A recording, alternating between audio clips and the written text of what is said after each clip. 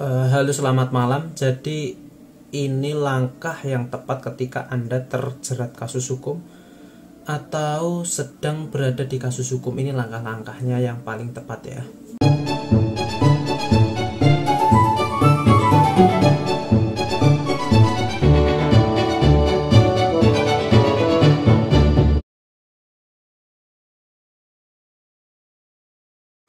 Jadi untuk langkah pertama ketika kalian terjerat kasus hukum atau sedang tersandung kasus hukum atau sedang berada di dalam kasus hukum, yang pertama silahkan kalian lakukan legal research, silahkan kalian browsing di internet, silahkan kalian cari di buku, silahkan kalian cari dimanapun artikel atau dimanapun secara media elektronik ataupun di handphone ataupun dimanapun ya, silahkan kalian riset permasalahan hukum kalian, pahami dulu bagaimana permasalahan hukum kalian secara teori, secara desain, secara aturannya seperti apa, pahami dulu, atau yang disebut dengan legal research-nya seperti apa. Kalian harus sedikit paham tentang kasus yang Anda alami terlebih dahulu, maka kalian akan bisa menentukan sikap selanjutnya.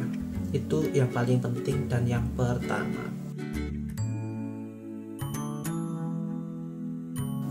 Untuk langkah kedua, jika kalian tersandung jika kalian tersandung tersandung masalah hukum, yaitu silahkan kalian upayakan selesaikan secara kekeluargaan. Jangan sedikit-dikit langsung laporkan ke polisi, dikit-dikit langsung buka di pengadilan, dikit-dikit langsung berantem. Jangan. Silahkan kalian mediasi dulu, selesaikan secara kekeluargaan dulu, dan lebih baik lagi jangan sampai masuk jalur litigasi ya, jangan sampai masuk pengadilan, karena itu akan memakan banyak biaya, banyak waktu juga, dan banyak ya semuanya nanti akan malah tambah ribet. Selesaikan dulu secara kekeluargaan, bisa juga dengan mediator.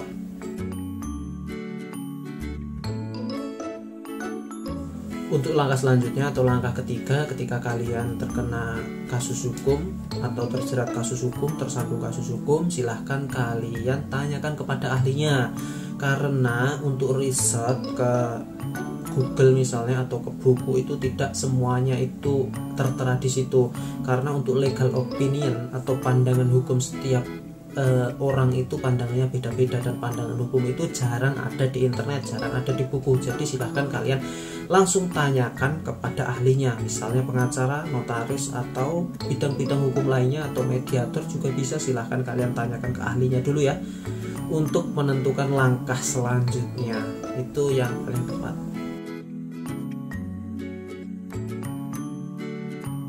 Dan untuk langkah terakhir, ketika kalian sudah lakukan langkah pertama sampai yang ketiga ya, yaitu langkah terakhir, silahkan kalian eksekusi kasus kalian itu seperti apa, langkah hukumnya itu seperti apa, kelanjutannya seperti apa ya. Jadi silahkan kalian cari pengacara yang hebat misalnya, atau silahkan kalian cari taunya di lapangan seperti apa, karena tidak semua hukum itu secara teori dan lapangan itu sama, banyak sekali perbedaannya. Tidak semua yang ada di undang-undang itu diterapkan di lapangan, dan tidak semua aturan itu juga diterapkan di kenyataannya ya.